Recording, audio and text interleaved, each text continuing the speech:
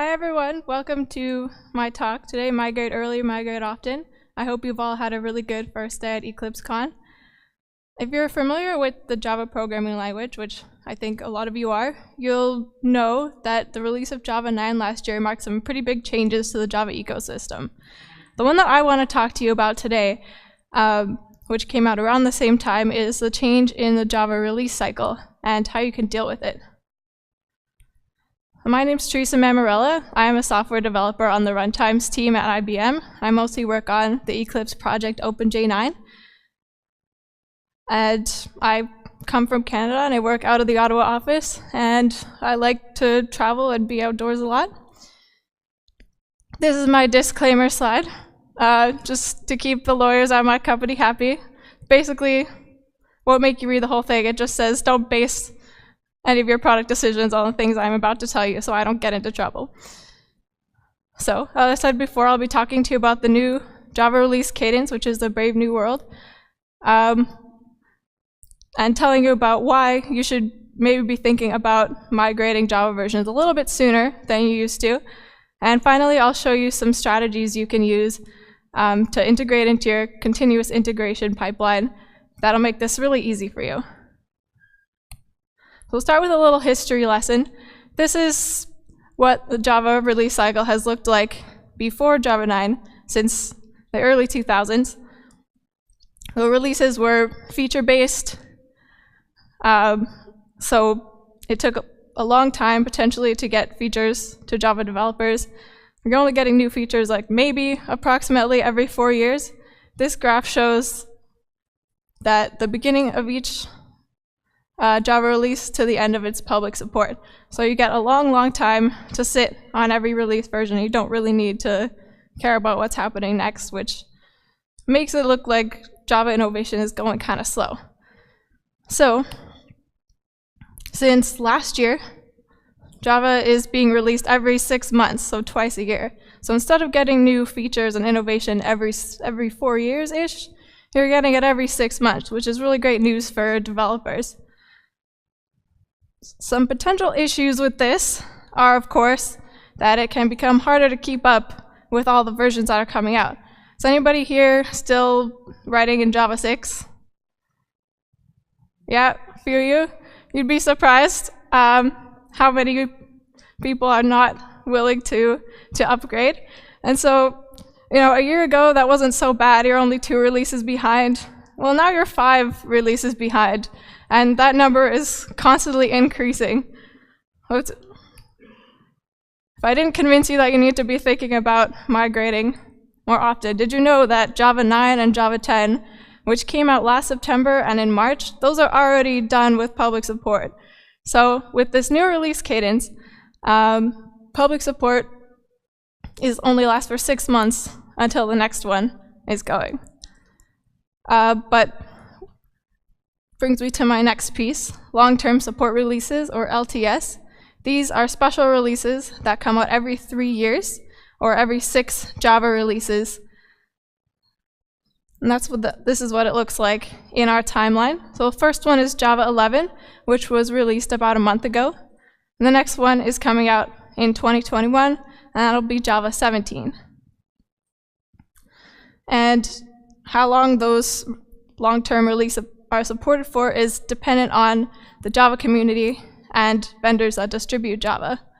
So an example of the Java community stepping forward is adopt OpenJDK. It's a build farm that has a very open system of testing Java binaries. And so it's very easy for you to download the latest Java and use it for free to test all of your code. And there's also Docker images hosted at Docker Hub that you can use to quickly pull the latest Java, which I'll show you how to use a little bit later. Support levels for OpenJDK, you can find this information on the website, is that bugs will be fixed on a best effort basis. Now, it might not be good enough for you. So if you're looking for higher levels of assurance, you're going to have to contact a commercial vendor to ask about what their long-term support is going to be like. Now, obviously, shop around. I'm from IBM, so I just want to let you know that we have support for Java, specifically OpenJDK with OpenJ9. Our long-term support is for 4 years, which will give you a year of overlap to get compliant with the next long-term release or stable base before support is up. So you have these long-term support, these stable bases, but since we're getting new innovation every 6 months, the gap between those can be big, and a year isn't really that long to get compliant. So it's important to be always thinking about migrating. But what I recommend is move to a stable base, so a long-term support release version, and track what the changes are happening in 6-month increments. So let me give you an example. I've got an application that's running and everything's passing on Java 8. If you're not on Java 8, you should get here soon. The migration is pretty simple between 6, 7, and 8, pretty straightforward. And it's the oldest stable base that I'm recommending. There's support available for it through 2025, so you have a long time where you can just sit here. And you get some nice features with Java, including a lot of performance benefits. So now that I've got everything working on my stable base, I want to start thinking about next. So Java 9 is the next release, of course. And as I mentioned at the beginning of my talk, there's some big ecosystem changes, and this will probably be the biggest jump for migrating that you'll face so far. The first thing that might be an issue is the Java 9 modules, and what that's doing is it's encapsulating in Java internal classes, so it's not easily accessible, shouldn't be accessible to the application user. So if you're using any of those, you're going to need to find an alternative. The other thing that's happening is APIs elements are being deprecated as normal, but since Java 9, they're actually starting to be removed from the API altogether, which will break your build. So just talk a little bit more about those deprecated and removed. The annotation for deprecation has been enhanced to give you a little bit more information. So the first one on my list up here, just deprecated, that's the old one, and it still exists. There's also since, which tells you during what release the element was deprecated. And then for removal, when it's set to true, that means that that element may not be available in future releases, but it doesn't tell you when it's going to be removed. All right, so for my Java 8 application, this is what my continuous integration pipeline looks like. So just so we're all on the same page, I've got my setup stage, my build stage, and my test stage all passing on Java 9. So the first step I want to do to start thinking about migration is very simply treat warnings as errors in my compiler. So what this does is it'll identify those deprecated class warnings you might be ignoring that you're currently using that'll help you get clean on the current build. But obviously this doesn't know about Java 10 or Java 9 or Java 11. So the next good initial stage to see where I'm at is to run parallel pipelines. So I've got my stable base, Java 8, at the top, and Java 11, which is the latest Java release right now. So this is very time-consuming and resource-intensive, so shouldn't be doing this all the time, but probably will need to do it at least once every 6 months, because it's the only way to be 100% sure everything's working. On a day-to-day basis, you can add some simple migration checks as a stage into your pipeline. That'll go really quickly, so you can see if you've made any regressions in terms of using internal APIs that you're not supposed to, or any deprecated APIs that you may not know about in the current release. So the first tool you can look at is jdeps. If any of you have started looking at modularity, you'll probably be really familiar with this tool. It is released with all JDKs starting in Java 8, and it analyzes the dependencies that your application has with the Java class libraries. So it can, most importantly for this particular case, it can identify internal APIs that you might be using. And so while it's especially useful for migrating to Java 9, as I said before, there's similar changes, classes that are continuing to be moved around in every release.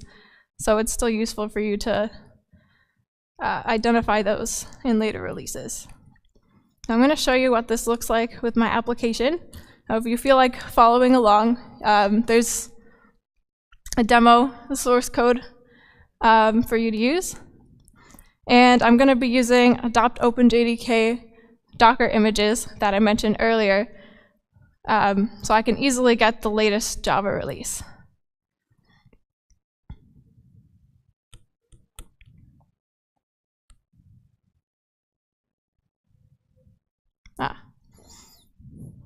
Here we go. All right, so this is my source code. It doesn't really do anything. It just calls some API elements that I'm not supposed to be using. So, oh, sure. Is that good? All right, so I'm calling sunmisc base64 encoder and sunmisc unsafe, which are both classes that have been moved internally since Java 9. So, oh, sorry.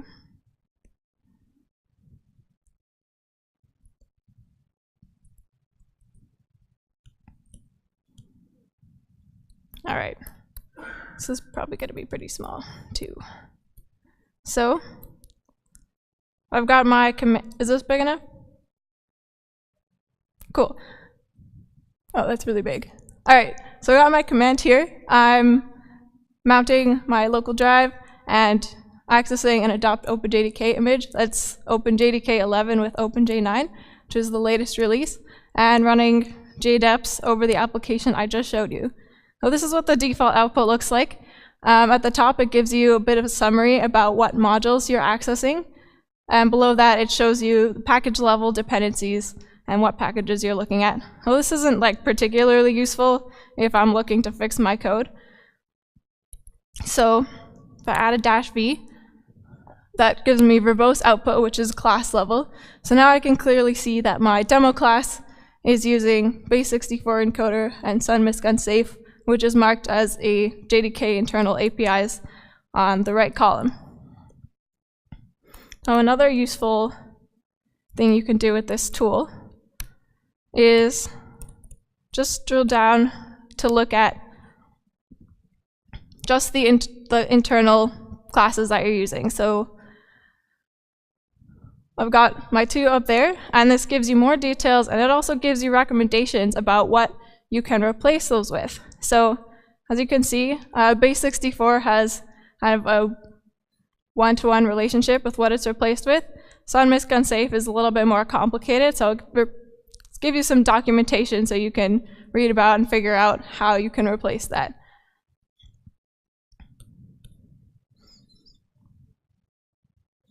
All right. All right, so you can use that JDK internals option to put into your migration check. So if I'm getting output, my test is going to fail here because I'm using something internal. If I don't get any output, that means I'm not using anything internal, which is great, and it's going to pass and continue on. So the next thing I mentioned that might be difficult when migrating is deprecated elements,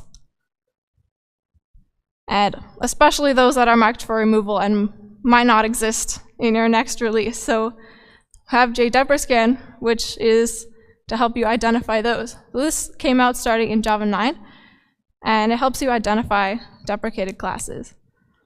So back to my demo.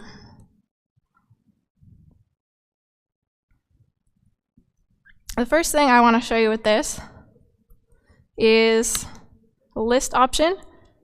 And this lists all of the deprecated elements that I know about. This can potentially be useful if you want to proactively figure out what you're using that might be bad in your application. All right, next, this is me running the tool with my code.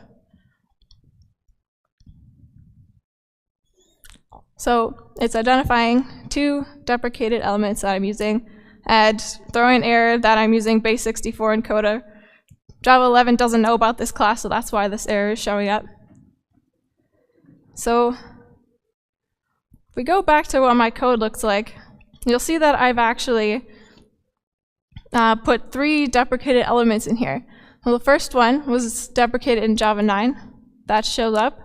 The second one was deprecated and marked for removal in Java 9. That shows up too, but this thread destroy isn't there. And that's because it was removed in Java 11. So Java 11 doesn't have it in the deprecated list because it does not exist. But if I run this with a Java 10 JDK, it shows up that it's here marked for removal. So this is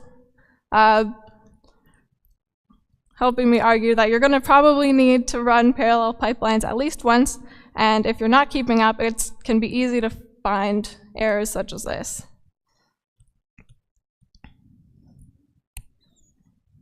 All right, so that's my 2 tools. The first, jdeps, as I talked about, is for identifying internal APIs you might be using that might break your code, and the second is for deprecated APIs. So now that I figured out that my code is really broken, I want to make it so that it's working on multiple versions. For Java 8 and Java 11, when I run those parallel pipelines, everything passes. So, but there's some problems with that, such as with sunmisc unsafe. The direct replacement for the particular method that I used is in the var handle API. But the var handle API was introduced in Java 8, and I can't use sunmisc unsafe after Java 8. Or sorry, var handles is Java 9, so those don't overlap at all. So there's not a single solution I can use that will make those pass in both cases. So one strategy that's often used is reflection, so you can determine which you're using at runtime instead of compile time. Another tool strategy I want to introduce you to is multi-release jar files. It's a bit controversial online whether or not you should use these, but you'll have to decide for your particular case. So this is intended to be used for Java libraries. So the idea is your API stays the same, but the code that it's calling can change for different versions. So I'll show you, this is how I did it in my application. I have a demo class and a demo runnable class, which was for my thread destroy. And as I've already shown you, in my demo class, I'm using sunmisc unsafe. So to create a multi-release jar for this, I've created a new class called version code, and I've put all of the code for sunmisc unsafe in there. And so Java 8 will run this code. Java 8 doesn't recognize multi-release jars. And then to turn this into a multi-release jars, there's another folder in the metadata for this jar file. And under version 9, it says replace this version code class with the base class when I'm running Java 9 or higher.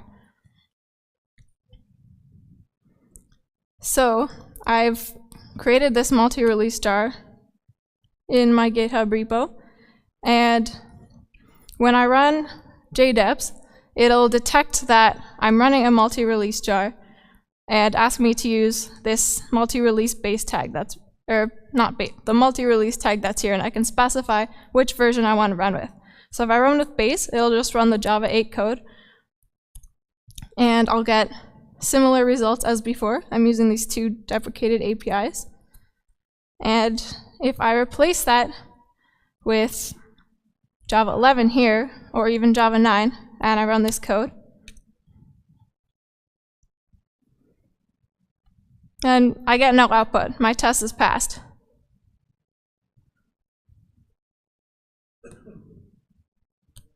Oops.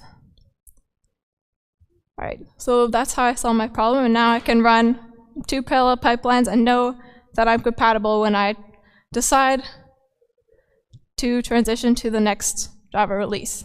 So just to summarize everything I've showed you today, expect to run parallel pipelines at least once every 6 months to make sure that you're able to run on the latest Java version.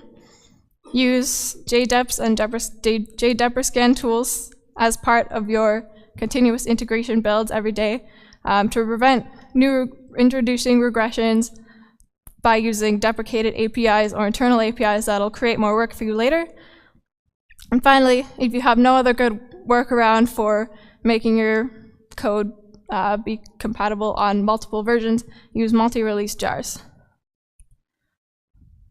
Oh, just to summarize my talk, well, I said before, the Java ecosystem is delivering innovation much faster than before, every 6 months, in fact. It's important to think about migrating early and migrating often.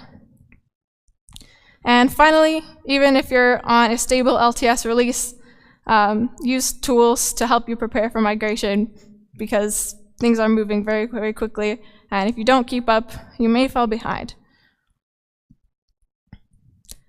Finally, I've been instructed to remind you that you should evaluate sessions, so please go ahead and do that. And that's all I've got. Any questions?